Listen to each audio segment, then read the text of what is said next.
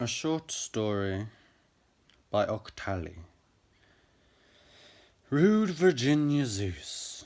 Virginia Zeus had always loved cold Berlin, with its wicked warm waters. It was a place where she felt puzzled. She was a rude, cute cocoa drinker, with beautiful elbows and slimy eyelashes. Her friends saw her as a disgusted, defiant do-gooder. Once she had even rescued a stripped old man from a burning building. That's the sort of woman he was. Virginia walked over to the window and reflected on her old-fashioned surroundings. The sleet rained like partying pigeons. Then she saw something in the distance, or rather someone. It was the figure of Luke Walker.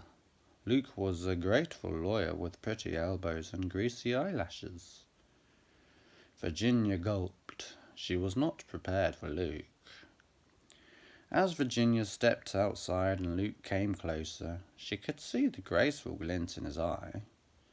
"I am here because I want some more Facebook friends," Luke bellowed in a sinister tone. He slammed his fist against Virginia's chest with the force of 8,802 foxes. "I friggin' love you, Virginia Zeus." Virginia looked back, even more balmy and still fingering the giant piano. "Luke, I've got a new job," she replied. They looked at each other with anxious feelings, like two homely hot hamsters eating at a very cute holiday.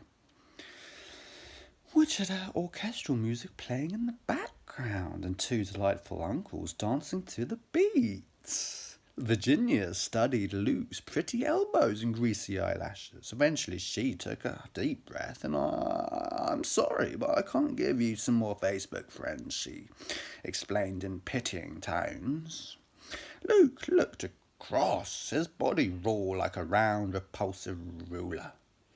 Virginia could actually hear Luke's body shatter into 5,511 pieces. Then the grateful lawyer hurried away into the distance. Not even a mug of cocoa would calm Virginia's nerves tonight. The end. No. Welcome Gloaska osaibi fakasayon toward sosis mio pedo raraleti diaria smabrio reto grecioci brar piice. He heard the crack echo in the late afternoon about a mile away. His heart started racing and he bottled into a full sprint. It wasn't a gunshot. It wasn't a gunshot, he repeated under his breathlessness as he continued to sprint. Chocolate-covered crickets were his favourite snack. No, he is no James Bond. His name is Roger Moore. The tour bus was packed with teenage girls heading toward their next adventure, and at that moment he wasn't listening to music. He was living an experience. The waves were crashing on the shore. It was a lovely sight. Gloaska says, "Nothing's that important, you know." Osaibi says in return, "I miss moments like this more than anything." And Fakison hauntingly comes in and whispers he was unconscious when I found him. And Toad Sose then adds with utter cheek, "Do you think he crashed the car on purpose?" Smiopedo confidently balanced the conversation with the smutty reply, "What have you done with my pills? I need them." Draraletti says, "Darling, it's beautiful. Thank you, Itiaria."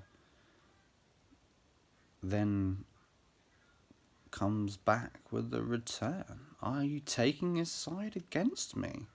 Smabrioretti then says, "Find some proof that she's betrayed you." Griosioshi then adds immediately to the conversation, "What have you done with my pills? I need them." Brario Piisce then finishes the conversation with a witty, "I'm not really surprised that you murdered him." Riddled Yeah, this. A man who lives on the 10th floor takes the elevator down to the first floor every morning and goes to work. In the evening, when he comes back on a rainy day, or if there are other people in the elevator, he goes to his floor directly. Otherwise, he goes to the 7th floor and walks up 3 flights of stairs to his apartment. Can you explain why? Ode to the Fly, a sonnet. Okay, no. 8. Ellison Janet Burns. Ellison Janet Burns. Ellison Janet Burns. 9 account red.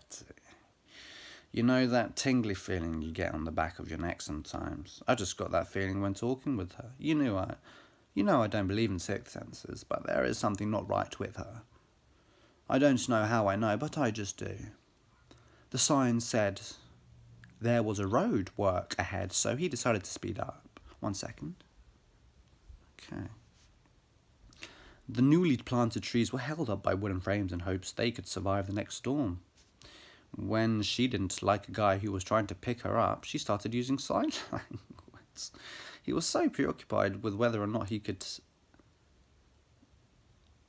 that he failed to stop to consider if he should. There's a reason that roses have thorns.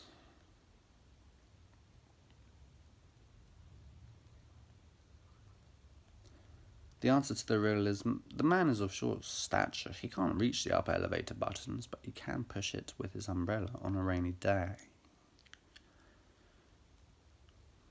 A robot operates an app builder for students. Gosh. Well, that was my Parabellum, or Parabellum. All in all, hairy nostrils in the face.